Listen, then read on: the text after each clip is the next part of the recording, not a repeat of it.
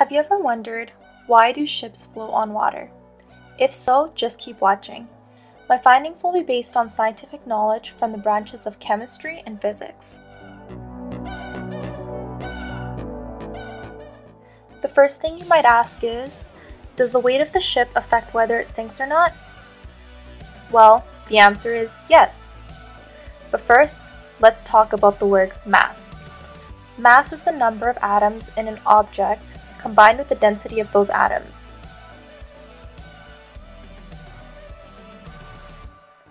Therefore, this is related to density, which is the amount of mass in a particular volume. We will continue on about density later. So let's say you have a bouncy ball and a bowling ball. Which do you think has more atoms and matter in it?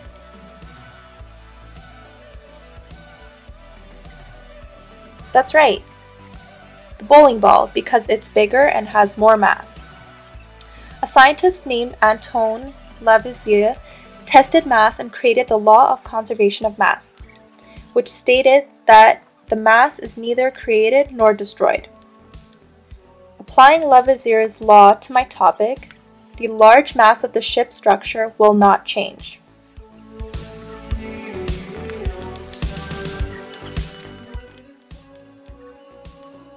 However, the only way the overall weight of the ship may change is due to the amount of contents inside of it. Now, what exactly is weight? Weight is the pull of gravity on an object.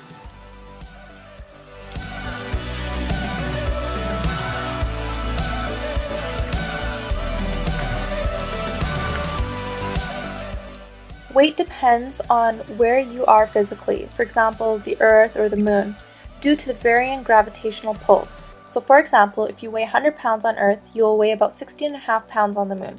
This is because there's more gravitational pull on Earth than there is on the Moon. So we can conclude that the weight of the ship depends on its mass as well as the amount of gravitational pull acting on it. So how do scientists test and understand gravity? Well, Sir Isaac Newton was sitting under a tree when an apple fell on his head. He began to make connections between the apple and the natural world, concluding that the apple did not actually fall on his head, but it rather was drawn to the Earth's center.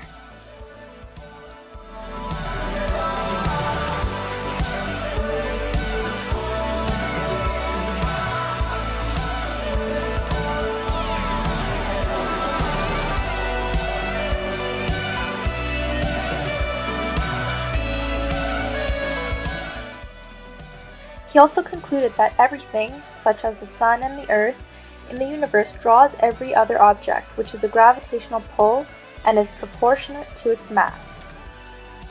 So, the more mass an object has, the increase in gravitational pull. You can imagine gravity by looking at your everyday life activities, such as jumping or throwing a ball up in the air. Due to the gravitational pull, it automatically comes back down.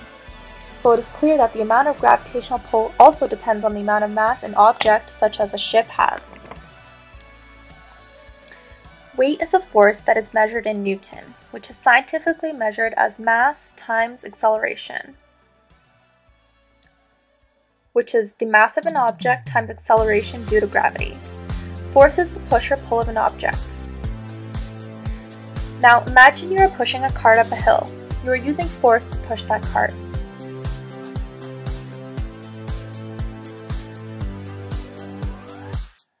So then, what's acceleration? It is the rate at which an object changes its velocity, which is the rate and direction of the change in position of an object.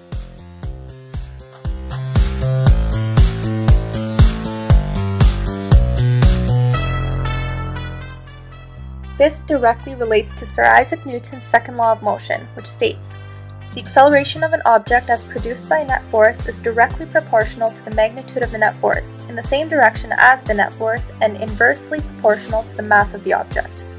So what does this mean? This means that when a force is applied to a mass, it is considered acceleration. and acceleration depends on the net force acting upon the object and the mass of the object.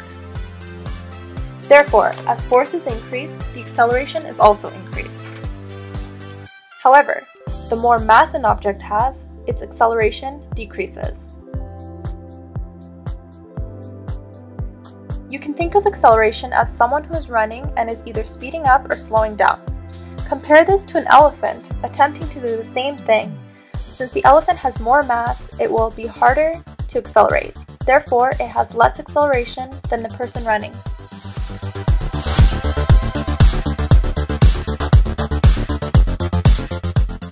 So, mass, density, acceleration, velocity, and the amount of gravitational pull links directly to the weight of the ship and its floating abilities.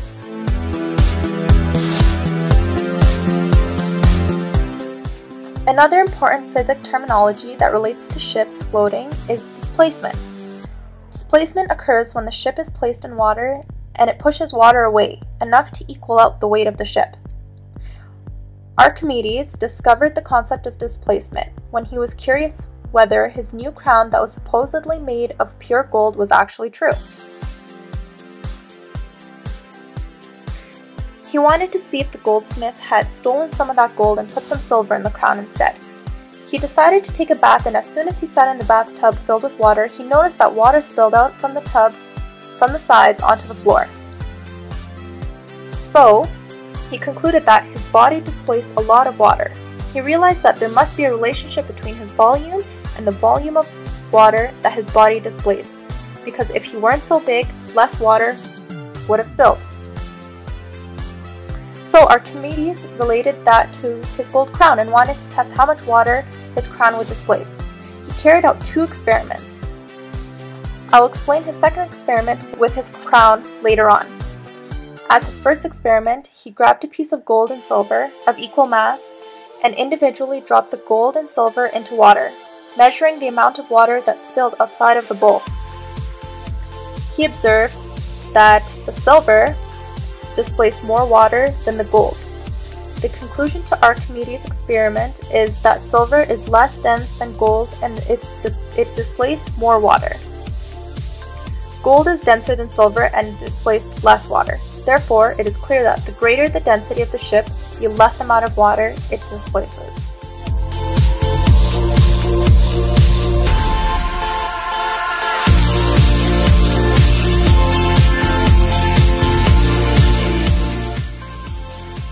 Now we can return to the term density. Remember that it is the amount of mass in a particular volume.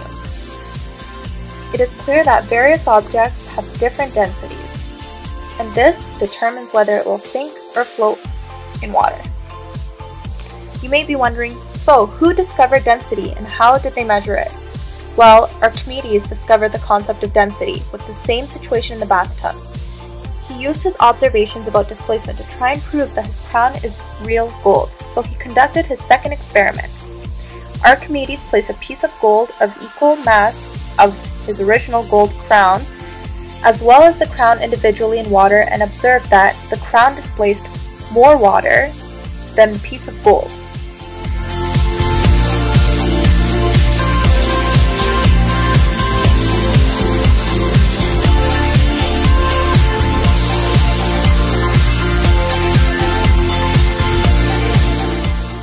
Therefore, its density was less than the pure gold. So Archimedes found out that his crown was not made of real gold. One way to imagine density is comparing a piece of metal with wood of equal mass placed in water. The metal will sink, whereas the wood will float. This is because the wood is less dense than water and the metal is much heavier and denser than water.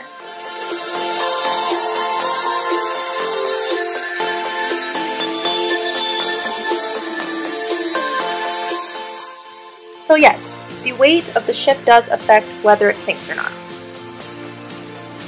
You now may be wondering, does the volume or amount of water affect whether the ship sinks or not? Yes, it does.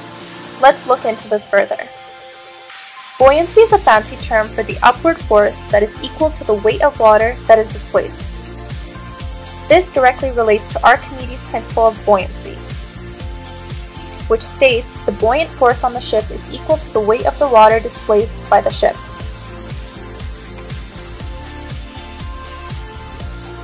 The water that the ship is placed in has an upward buoyant force, so the ship will float as long as it weighs less than the amount of water that it is placed and displaced in.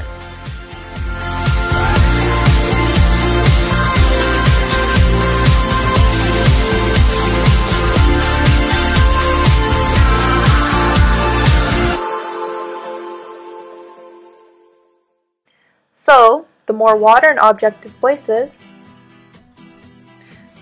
the more buoyant force will act upon it. We can connect this to density. We have learned that the denser an object, the less water it displaces, compared to a less dense object of the same mass. Therefore, the less buoyant force acting upon that object.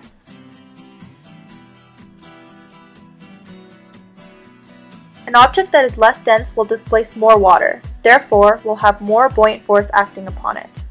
So how did Archimedes test and understand buoyancy?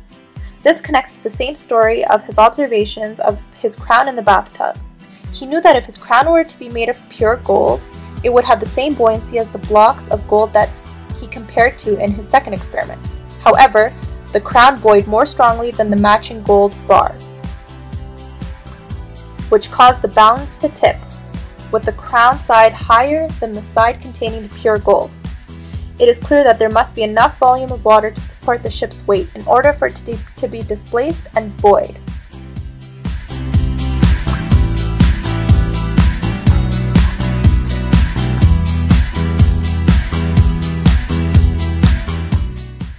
So now you may be wondering, does the shape or material of the ship affect whether it sinks or not? Well, the answer is yes. The shape of the ship is essential as it determines its tendency to float. The best shape used for a ship is a hull. This is because the bottom of the ship is narrow and becomes wider as you go higher above. In other words, it is a V shape, which helps push water away as it moves. This kind of structure allows the ship to be well balanced in water and provides for a smoother ride in rough water. There are other shapes, such as the flat bottom. This works best in calm weathers as well as steady bodies of water. These kinds of ships float on top of water rather than through it, therefore it may be less stable and require careful balancing. There's also a round bottom boat shape, which moves easily through the water, especially at slow speeds, and they tend to roll unless they are outfitted with a deep keel or stabilizers. The V-shaped hull is clearly more reliable as it will remain afloat and can undergo harsh weathers, whereas the other ones are better off for small sailboats and such. The shape of the ship is crucial. For instance, imagine a ball of steel. It will sink because it's unable to displace water that equals its weight. But steel of the same weight, but shaped as a bowl, will float because the weight gets distributed over a larger area and steel displaces water equal to its weight. So, now let's look into why solid water, such as ice, is less dense than water in comparison to other substances, where their solid forms are denser than their liquid form. Water in solid form produces a crystalline lattice structure due to the hydrogen bonding that occurs on a molecular level. The hydrogen bonds in liquid are constantly formed and broken, which is caused by the motion of kinetic energy of the water molecules due to the heat contained in the system.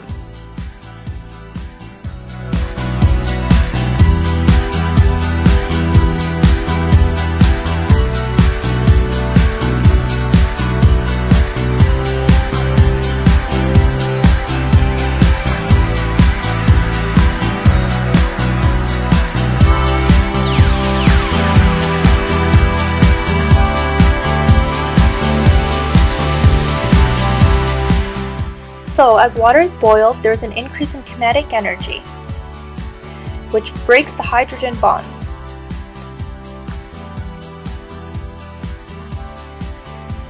So, ice is less dense than water. When water freezes, the reason why it's less dense than water is due to the way hydrogen bonds are oriented as it freezes. The water molecules are pushed farther apart compared to liquid water.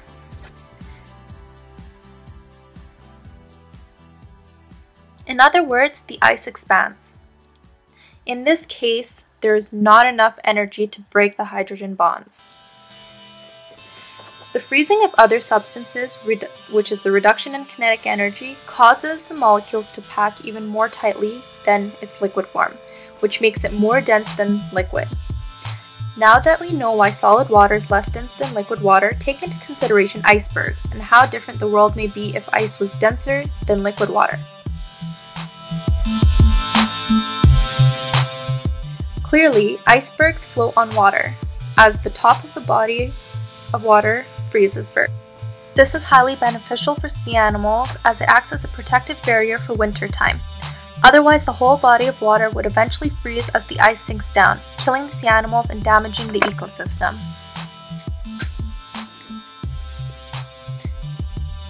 Thanks for watching!